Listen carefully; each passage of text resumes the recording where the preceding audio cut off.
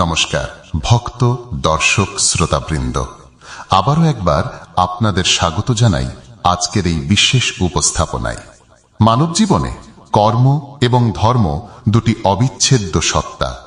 আমরা প্রত্যেকেই প্রতিদিন কর্ম করি, কিন্তু সেই কর্মের ভিত্তি কি হওয়া উচিত, এই প্রশ্নটি প্রায়শই আমাদের মনে দোলা দেয়। বৃন্দাবনের পরম পূজনীয় সন্ত প্রেমানন্দ মহারাজজি এই মূল্যবান আলোচনায় কর্ম ও ধর্মের এই চিরন্তন দ্বন্দ্বকে অত্যন্ত সহজ এবং শাস্ত্রসম্মতভাবে সমাধান করেছেন। তিনি আমাদের স্মরণ করিয়ে দেন যে কেবল ধর্মীয় পথেই সম্পাদিত কর্মই প্রকৃত কর্ম, অন্যথা তা কুকর্মের নামান্তর। আসুন মহারাজজির গভীর প্রজ্ঞা থেকে আমরা জেনে নিই কিভাবে ধর্ম আমাদের জীবনের প্রতিটি কর্মকে পবিত্র ও ফলপ্রসূ করে তোলে। আপনারা দেখছেন বাংলা ভক্তিমূলক চ্যানেল কৃষ্ণ দর্শন। আমাদের পরিবেশনা যদি আপনার ভালো লাগে তবে একটি লাইক দিয়ে এবং সাবস্ক্রাইব করে আমাদের পাশে থাকবেন, কারণ আমরা নিয়মিত এই ধরনের ভক্তিমূলক ভিডিও গোবিন্দের চরণে নিবেদন করে থাকি। মহারাজজি, কর্ম বড় না ধর্ম, এই দুটোর মধ্যে দ্বন্দ্ব কিভাবে মেটানো যাবে? আপনি বুঝতেই পারছেন না। ধর্ম থেকেই যে কর্ম করা হয় সেটাই আসল কর্ম, তা না হলে সেটা কুকর্ম। ধর্ম ছাড়া যা করা হয় তাকে কুকর্ম বলে, তাকে কর্ম বলে না। যে কর্ম ধর্ম মেনে করা হয় সেই ধর্মযুক্ত কর্মকে কর্ম বলা হয়, যা শুভ কর্মের মধ্যে পড়ে। আর যে কর্ম ধর্মবিহীন তা তো কুকর্ম। তাহলে আপনি কি মনে করেন, কর্ম বড় না ধর্ম বড়? আরে ভাই, যে কর্ম ধর্মসম্মত সেটাই কর্ম, বাকি সব কুকর্ম। আপনি দেখুন, যেমন ধরুন স্ত্রী আর স্বামী দুজনের মধ্যে ধর্মসম্মত সম্পর্ক। স্ত্রীর সঙ্গে যে ক্রিয়া হয় তা ধর্মসম্মত, তাই তাতে পাপ নেই। আর সেটাই যদি অন্যের স্ত্রীর সঙ্গে হয়, কর্ম তো একই, কিন্তু তা কুকর্ম হয়ে গেল না। ধর্মসম্মত কর্ম হলে তা নিষ্পাপ, আর সেটাই যদি অন্য নারীর সঙ্গে হয় তাহলে পাপ হয়ে গেল। কি হলো না? যে কর্ম ধর্মসম্মত সেটাই কর্ম, আর বাকি সব কুকর্ম। তাহলে মহারাজজি, ধর্ম কি? ধর্ম হলো যা শাস্ত্র এবং সাধু মহাত্মারা প্রচার করেন, যার সিদ্ধান্ত গ্রহণ করেন। তস্মাৎ শাস্ত্রম প্রমাণম তে কার্যা কার্যা ব্যবস্থিত। কি করা উচিত আর কি করা উচিত নয় তা শাস্ত্র নির্ণয় করে, সাধু সন্তরা নির্ণয় করেন। তাই সৎসঙ্গ শুনলে তবেই জানতে পারবেন ধর্ম কাকে বলে, অধর্ম কাকে বলে। আর দ্বিতীয়ত, আমি বহুবার একান্তিকে বলেছি যে সবার হৃদয়ে পরমাত্মা বিরাজমান। যখনই আপনি কোনো অধর্ম করতে যাবেন তখনই ভেতর থেকে একটি ক্ষীণ আওয়াজ আসবে, এই ভুল করতে যাচ্ছ, এটা পাপ। এবার যদি আপনি সেটা না শোনেন, তাহলে মন যা চায় তাই করে ফেলেন, তখন সেটা হয়ে যাবে। ভেতর থেকে ভগবান সবাইকে ইঙ্গিত দেন। আপনি দেখবেন যখনই কোনো ভুল কাজের কথা ভাববেন তখনই ভেতর থেকে একটি আওয়াজ আসবে, এটা ভুল। যে জ্ঞান দিচ্ছে সেই পরমাত্মাই সবার ভেতরে বসে আছেন। তাই সৎসঙ্গ শোনা উচিত, শাস্ত্র অধ্যয়ন করা উচিত, যাতে আমরা জানতে পারি আমাদের ধর্ম কি। আর সাধারণ কিছু কথা তো সবাই জানে। আমাদের বোন মেয়ের দিকে যদি কেউ খারাপ দৃষ্টিতে তাকায় তাহলে আমাদের ভালো লাগবে না। তাহলে আমরা কেন অন্যের বোন মেয়ের দিকে খারাপ দৃষ্টি দেব? আমাদের যদি কেউ অপমান করে তাহলে আমাদের ভালো লাগবে না। তাহলে আমরা কেন অন্যের অপমান করব? আমাদের যদি কেউ চুরি করে, বেঈমানি করে, মিথ্যা কথা বলে, আমাদের সঙ্গে ছলনা করে, তাহলে আমাদের ভালো লাগবে না। তাই আত্মা নহ প্রতিকূলানি পরেশাম নহ সমাচারেত। কিছু কিছু কথা তো এমন আছে যা স্বভাবতই আপনি জানেন, কিন্তু আপনি নিজের বোনকে বোন মনে করেন আর অন্যের বোনের দিকে খারাপ দৃষ্টি দেন। আপনি নিজের জন্য সততা চান, কিন্তু অন্যের সঙ্গে বেঈমানি করতে দ্বিধা করেন না। এই ভুলগুলোই কুকর্ম। আমি মন্দিরে যাওয়ার কথাই কেবল বলছি না, প্রতিটি কর্মই আপনার কর্তব্য। যেমন আপনার সন্তান আছে, তাকে বকাঝকা করা, তাকে সামলানো, তাকে পড়ানো, এটা আপনার কর্তব্য, এটা আপনার ধর্ম। আপনার স্ত্রী আছে, তার কামনা পূর্ণ করা, তার অনুকূলে চলা এবং তাকে ধর্মের অনুকূলে চালানো, এটা ধর্ম। আপনার মাতা পিতা আছেন, যেমন ছোটবেলায় তারা আপনাকে লালন পালন করেছেন, তেমনি এখন তাদের বৃদ্ধ বয়সে আপনাকে তাদের মলমূত্র পরিষ্কার করা, তাদের কাপড় বদলানো, তাদের খাবার খাওয়ানো, এটা ধর্মকর্ম। এবং এই সব পালনের জন্য কঠোর পরিশ্রম করে উপার্জন করা, কৃষিকাজ, চাকরি, ব্যবসা দ্বারা উপার্জন করে নিজের পরিবারের ভরণ পোষণ করা, এটা ধর্মের অন্তর্ভুক্ত। এটাই ধর্মকর্ম। ধর্ম কেবল মন্দির যাওয়া বা পূজা পাঠ করা নয়।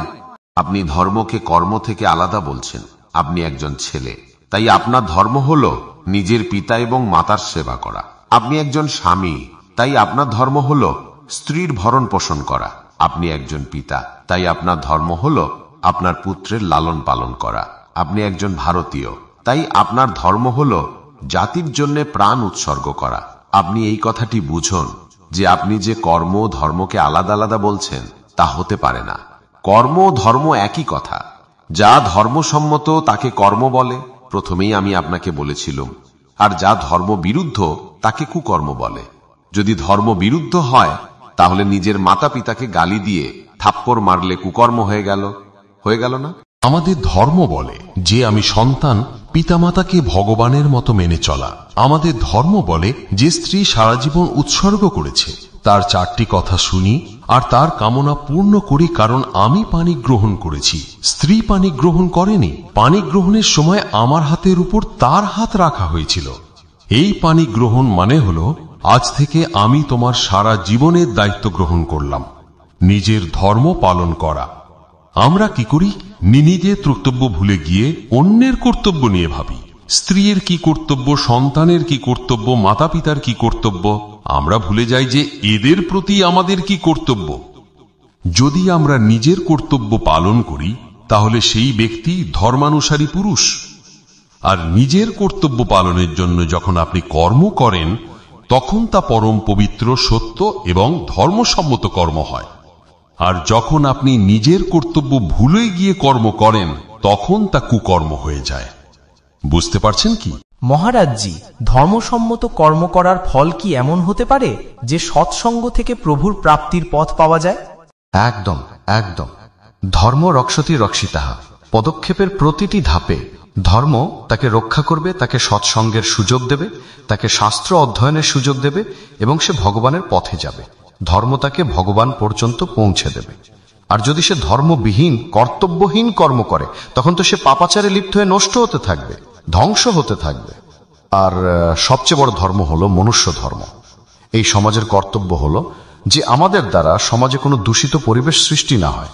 আমরা মানুষ, পশু নই। কিন্তু কোথায় যাচ্ছে সমাজ? ড্রাগস খাচ্ছে, হুকা খাচ্ছে, মদ খাচ্ছে, এই girlfriend boyfriend live in relation, নোংরা নোংরা আচরণ করছে, এসব কুকর্মে যাচ্ছে।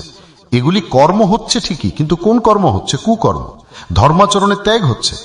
মাতা পিতার অনুমতি ছাড়া বর নির্বাচন করে নেওয়া, মাতা পিতাকে অসন্তুষ্ট করে কারো সাথে পালিয়ে যাওয়া, বাসনা পূরণের জন্য, এসব কুকর্ম হচ্ছে।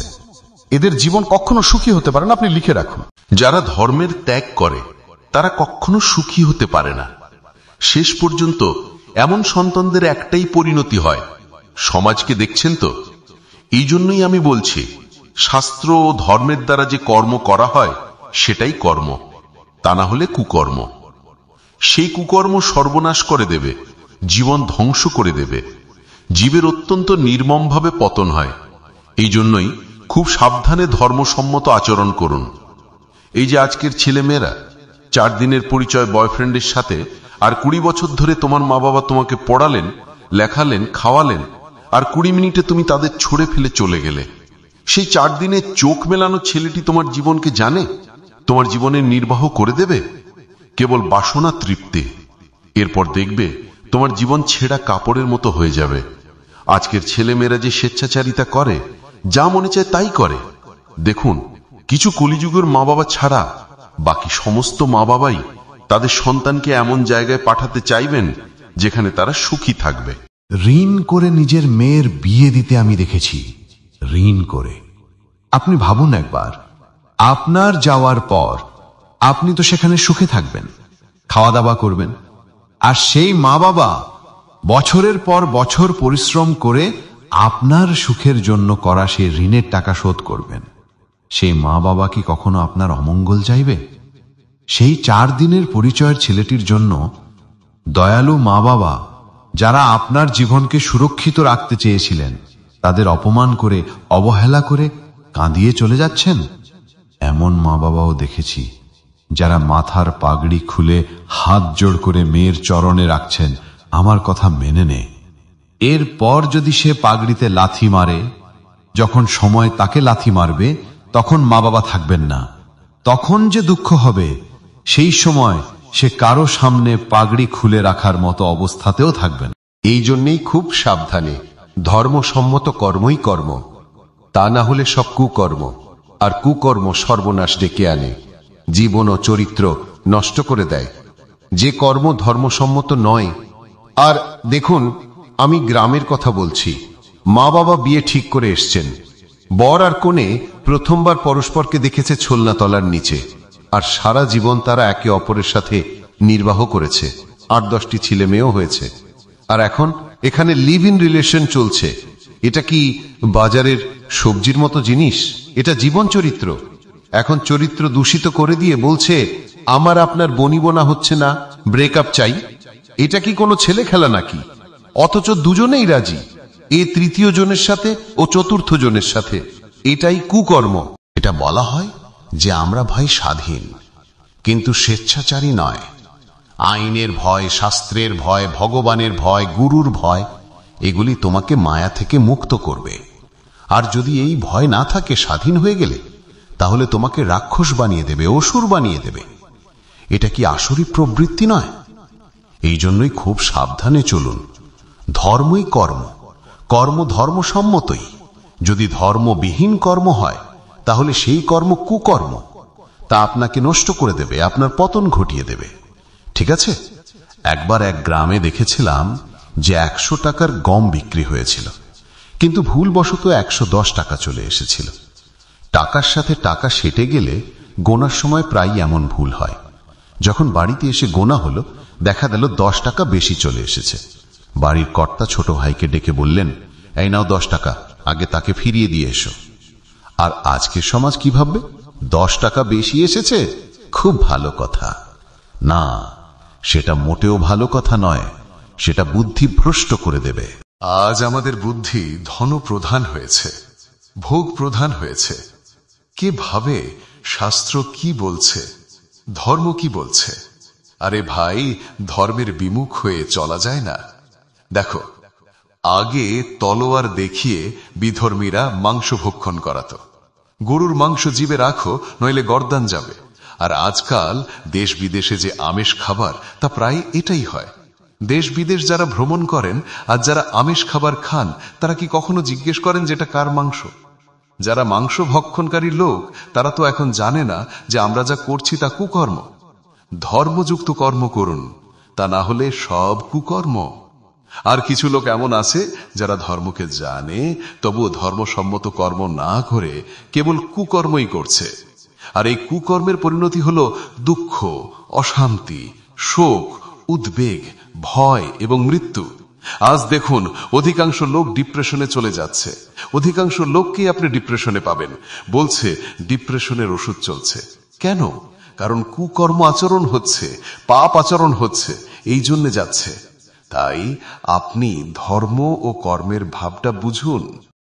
মহারাজজির এই জ্ঞানগর্ভ আলোচনা থেকে আমরা একটি মৌলিক সত্য উপলব্ধি করতে পারি। কর্ম এবং ধর্ম একে অপরের পরিপূরক, কখনোই বিচ্ছিন্ন নয়। তিনি স্পষ্ট করে দিয়েছেন, যে কর্ম ধর্মের পথ ধরে হয় তাই প্রকৃত শুভ কর্ম, অন্যথা তা কেবলই কুকর্ম, যা অকল্যাণ ডেকে আনে। তার সরল অথচ গভীর ব্যাখ্যা আমাদের শেখায় যে নিজের কর্তব্য নিষ্ঠা, সততা এবং শাস্ত্রীয় বিধান অনুসরণ করাই ধর্ম। এই ধর্মই আমাদের জীবনের শান্তি, সমৃদ্ধি এবং সর্বোপরি ঈশ্বরের নৈকট্য এনে দিতে পারে।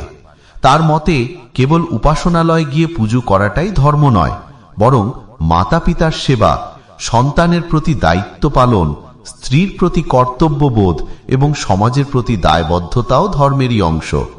যখন আমরা এই কর্তব্যগুলি নিষ্ঠার সাথে পালন করি তখনই আমাদের কর্ম ধর্মসম্মত হয় এবং জীবন সার্থকতার পথে এগিয়ে চলে।